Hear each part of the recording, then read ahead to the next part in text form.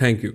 आज वर्ल्ड की सबसे बेहतरीन यूनिवर्सिटीज में से एक के दीक्षांत समारोह में शामिल होने पर मैं खुद को गौरवान्वित महसूस कर रहा हूं।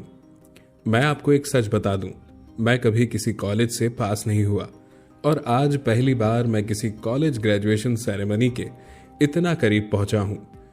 आज मैं आपको अपने जीवन की 3 कहानियां सुनाना चाहूंगा। ज्यादा कुछ नहीं, बस 3 कहानियां। मेरी पहली कहानी डॉट्स कनेक्ट करने के बारे में है। रीड कॉलेज में दाखिला लेने के 6 महीने के अंदर ही मैंने पढ़ाई छोड़ दी, पर मैं उसके 18 महीने बाद तक वहां किसी तरह आता जाता रहा। सवाल उठता है कि मैंने कॉलेज क्यों छोड़ा। एक्चुअली इसकी शुरुआत मेरे जन्म से पहले की है। मेरी बायोलॉजिकल मदर एक यंग अविवाहित ग्रेजुएट स्टूडेंट थी और वह मुझे किसी और को एडॉप्शन के लिए देना चाहती थी, पर उनकी एक ख्वाहिश थी कि कोई कॉलेज ग्रेजुएट ही मुझे अडॉप्ट करे। सब कुछ बिल्कुल सेट था और मैं एक वकील और उसकी वाइफ के द्वारा अडॉप्ट किए जाने वाला था कि अचानक उस कपल ने अपना विचार बदल दिया और डिसाइड किया कि उन्हें एक लड़की चाहिए। इसलिए तब आधी रात को मेरे पेरेंट्स, जो तब वेटिंग लिस्ट में थे, उनको कॉल करके बोला गया कि हमारे पास एक बेबी बॉय है, क्या आप उसे गोद लेना चाहेंगे? और उन्होंने झट से हाँ कर दी। बाद में मेरी बायोलॉजिकल मदर को पता चला कि मेरी माँ कॉलेज पास नहीं है और पिता तो हाई स्कूल पास भी नहीं है, इसलिए उन्होंने अडॉप्शन पेपर साइन करने से मना कर दिया। पर कुछ महीनों बाद मेरे होने वाले पेरेंट्स के मुझे कॉलेज भेजने के आश्वासन के बाद वो मान गई। तो मेरी जिंदगी की शुरुआत कुछ इस तरह हुई और 17 साल बाद मैं कॉलेज गया, पर गलती से मैंने स्टैनफोर्ड जितना ही महंगा कॉलेज चुन लिया। मेरे वर्किंग क्लास पेरेंट्स की सारी जमा पूंजी मेरी पढ़ाई में जाने लगी। 6 महीने बाद मुझे इस पढ़ाई में कोई वैल्यू नहीं दिखी।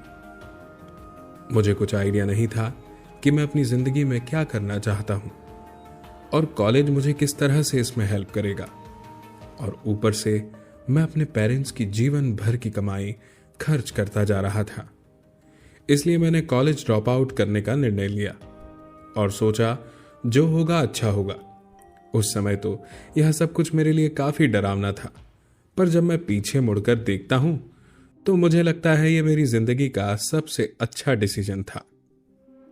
जैसे ही मैंने कॉलेज छोड़ा, मेरे ऊपर से जरूरी क्लासेस करने की बाध्यता खत्म हो गई और मैं चुपचाप सिर्फ अपने इंटरेस्ट की क्लासेस करने लगा। यह सब कुछ इतना आसान नहीं था। मेरे पास रहने के लिए कोई रूम नहीं था, इसलिए मुझे दोस्तों के रूम में फर्श पे सोना पड़ता था। मैं कोक की बोतल को लौटाने से मिलने वाले पैसों से खाना खाता था। मैं हर संडे 7 मील पैदल चलकर हरे कृष्णा टेम्पल जाता था ताकि कम से कम हफ्ते में एक दिन पेट भरकर खाना खा सकूं। मुझे काफी अच्छा लगता था।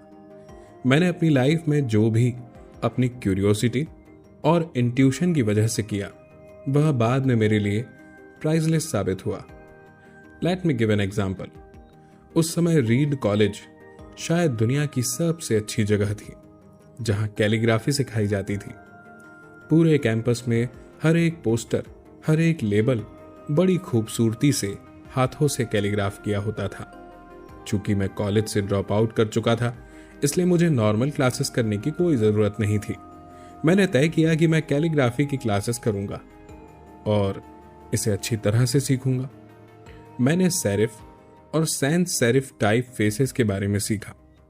अलग अलग लेटर कॉम्बिनेशन के बीच में स्पेस वैरी करना और किसी अच्छी टाइपोग्राफी को क्या चीज अच्छा बनाती है, यह भी सीखा।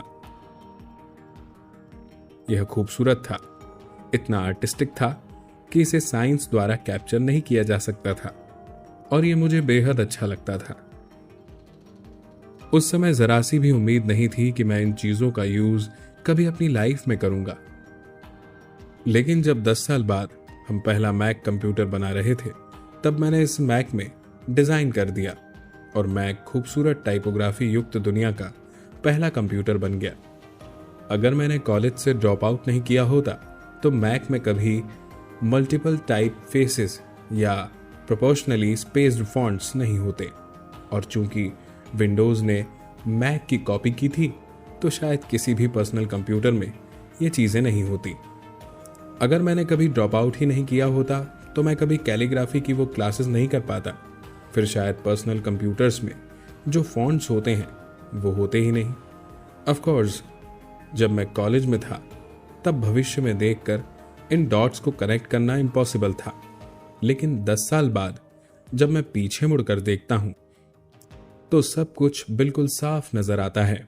आप कभी भी फ्यूचर में झांक कर डॉट्स कनेक्ट नहीं कर सकते हैं, आप सिर्फ पास्ट देखकर ही डॉट्स कनेक्ट कर सकते हैं।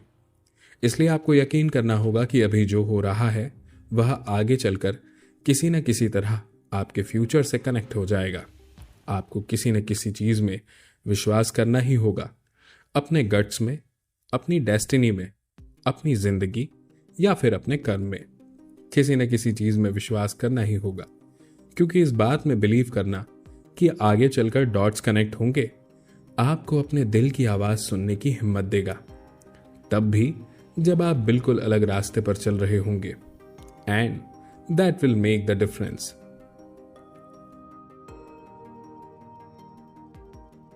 मेरी दूसरी कहानी लव और लॉस के बारे में है। मैं जिस चीज को चाहता था वह मुझे जल्दी ही मिल गई। वोज और मैंने अपने पेरेंट्स के गैराज से एप्पल शुरू की। तब मैं 20 साल का था। हमने बहुत मेहनत की और 10 साल में एप्पल 2 लोगों से बढ़कर $2 बिलियन और 4,000 लोगों की कंपनी हो गई। हमने अभी 1 साल पहले ही अपनी फाइनेस्ट क्रिएशन मैक रिलीज की। मैं 30 साल का हो गया था और मुझे कंपनी से फायर कर दिया गया। आप अपनी बनाई कंपनी से फायर कैसे हो सकते हैं? वेल, जैसे जैसे कंपनी ग्रो की हमने एक ऐसे टैलेंटेड आदमी को हायर किया जिसे मैंने सोचा कि वो मेरे साथ मिलकर कंपनी रन करेगा। पहले 1 साल सब कुछ ठीक ठाक चला, लेकिन फिर कंपनी के फ्यूचर विजन को लेकर हम दोनों में मतभेद होने लगे। बात बोर्ड ऑफ डायरेक्टर्स तक पहुंच गई और उन लोगों ने उसका साथ दिया। सो एट 30 मुझे निकाल दिया गया, पब्लिकली निकाल दिया गया। जो मेरी पूरी एडल्ट लाइफ का फोकस था वह अब खत्म हो चुका था और यह बिल्कुल ही तबाह करने वाला था। मुझे सचमुच अगले कुछ महीनों तक समझ ही नहीं आया कि मैं क्या करूं। मुझे महसूस हुआ कि ये सब कुछ इतनी आसानी से कैसे एक्सेप्ट करके मैंने अपने पहले की जनरेशन के एंटरप्रेन्योर्स को नीचा दिखाया है। मैं डेविड पैकर्ड और बॉब नॉयस से मिला और उनसे सब कुछ ऐसे हो जाने पर माफी मांगी। मैं एक बहुत बड़ा पब्लिक फेलियर था। एक बार तो मैंने वैली छोड़कर जाने की भी सोची, पर धीरे धीरे मुझे एहसास हुआ कि मैं जो काम करता हूं उसके लिए मैं अभी भी पैशनेट हूं। एप्पल में जो कुछ हुआ उसकी वजह से मेरे पैशन में जरा भी कमी नहीं आई। मुझे रिजेक्ट कर दिया गया, पर मैं अभी भी अपने काम से प्यार करता हूं, इसलिए मैंने एक बार फिर से शुरुआत करने की सोची। मैंने तब नहीं सोचा, पर अब मुझे लगता है कि एप्पल से फायर किए जाने से अच्छी चीज मेरे साथ हो ही नहीं सकती थी। सक्सेसफुल होने का बोझ अब बिगिनर होने के हल्केपन में बदल चुका था। मैं एक बार फिर खुद को बहुत फ्री महसूस कर रहा था। इस फ्रीडम की वजह से मैं अपनी लाइफ की सबसे क्रिएटिव पीरियड में जा पाया। अगले 5 सालों में मैंने एक कंपनी नेक्स्ट और दूसरी कंपनी पिक्सर स्टार्ट की, और इसी दौरान मेरी मुलाकात एक बहुत ही अमेजिंग लेडी से हुई जो आगे चलकर मेरी वाइफ बनी। पिक्सर ने दुनिया की पहली computer animated movie toy story बनाई और इस वक्त यह दुनिया का सबसे सफल एनिमेशन स्टूडियो है। एप्पल ने एक अप्रत्याशित कदम उठाते हुए नेक्स्ट को खरीद लिया और मैं एप्पल में वापस चला गया। आज एप्पल नेक्स्ट द्वारा डेवलप की गई टेक्नोलॉजी यूज करती है। अब लॉरेन और मेरा एक सुंदर सा परिवार है। मैं बिल्कुल श्योरिटी के साथ कह सकता हूं कि अगर मुझे एप्पल से नहीं निकाला गया होता तो मेरे साथ ये सब कुछ नहीं होता। ये एक कड़वी दवा थी, पर शायद मरीज को इसकी जरूरत थी। कभी कभी जिंदगी आपको इस तरह ठोकर मारती है। अपना विश्वास मत खोइए। मैं यकीन के साथ कह सकता हूं मैं सिर्फ इसलिए आगे बढ़ता गया क्योंकि मैं अपने काम से प्यार करता था। I loved my work. आप रियली क्या करना पसंद करते हैं, ये आपको जानना होगा। जितना अपने लव को फाइंड करना जरूरी है, उतना ही उस काम को ढूंढना जरूरी जिसे आप सचमुच एंजॉय करते हो। आपका काम आपकी जिंदगी का एक बड़ा हिस्सा होगा और ट्रूली सेटिस्फाइड होने का एक ही तरीका है कि आप वो करें जिसे आप सचमुच एक बड़ा काम समझते हो। और बड़ा काम करने का एक ही तरीका है, आप वो करें जो आप करना एंजॉय करते हैं। यदि आपको अभी तक वो काम नहीं मिला है तो आप रुकिए मत, उसे खोजते रहिए। जैसा कि दिल से जुड़ी हर चीज में होता है, वो जब आपको मिलेगा तब आपको पता चल जाएगा। और जैसा किसी अच्छी रिलेशनशिप में होता है, वो समय के साथ साथ और अच्छा होता जाएगा। इसलिए खोजते रहिए, रुकिए मत। मेरी तीसरी कहानी डेथ के बारे में है। जब मैं 17 साल का था तो मैंने एक कोट पढ़ा जो कुछ इस तरह था: यदि आप हर रोज ऐसे जिए जैसे कि ये आपकी जिंदगी का आखिरी दिन है, तो आप किसी न किसी दिन सही साबित हो जाएंगे। इसने मेरे दिमाग पे एक इम्प्रेशन बना दी और तब से पिछले 33 सालों से मैंने हर सुबह उठकर शीशे में देखा है और खुद से एक सवाल किया है, अगर ये मेरी जिंदगी का आखिरी दिन होता तो क्या मैं आज वो करता जो मैं करने वाला हूं। और जब भी लगातार कई दिनों तक जवाब नहीं होता है, मैं समझ जाता हूं कि कुछ बदलने की जरूरत है। इस बात को याद रखना कि मैं बहुत जल्द मर जाऊंगा मुझे अपनी लाइफ के बड़े डिसीजंस लेने में सबसे ज्यादा मददगार होता है। क्योंकि जब एक बार डेथ के बारे में सोचता हूं, तब सारी एक्सपेक्टेशंस, सारा प्राइड, फेल होने का डर, सब कुछ गायब हो जाता है और सिर्फ वही बचता है जो वाकई जरूरी है। इस बात को याद करना कि एक दिन मरना है, किसी चीज को खोने के डर को दूर करने का सबसे अच्छा तरीका है। आप पहले से ही नंगे हैं, ऐसा कोई रीजन नहीं है कि आप अपने दिल की ना सुने। करीब 1 साल पहले पता चला कि मुझे कैंसर है। सुबह 7:30 बजे मेरा स्कैन हुआ, जिसमें साफ साफ दिख रहा था कि मेरे पैनक्रियाज में ट्यूमर है। मुझे तो पता भी नहीं था कि पैनक्रियाज क्या होता है। डॉक्टर ने लगभग यकीन के साथ बताया कि मुझे एक ऐसा कैंसर है जिसका इलाज संभव नहीं है और अब मैं बस 3 से 6 महीने का मेहमान हूं। डॉक्टर ने सलाह दी कि मैं घर जाऊं, अपनी सारी चीजें व्यवस्थित कर लूं, जिसका इनडायरेक्ट मतलब होता है कि आप मरने की तैयारी कर लीजिए। इसका मतलब कि आप कोशिश करिए कि आप अपने बच्चों से जो बातें अगले 10 साल में करते, वो अगले कुछ ही महीनों में कर लीजिए। इसका यह मतलब होता है कि आप सब कुछ सुव्यवस्थित कर लीजिए कि आपके बाद आपकी फैमिली को कम से कम परेशानी हो। इसका यह मतलब होता है कि आप सबको गुड बाय कर दीजिए।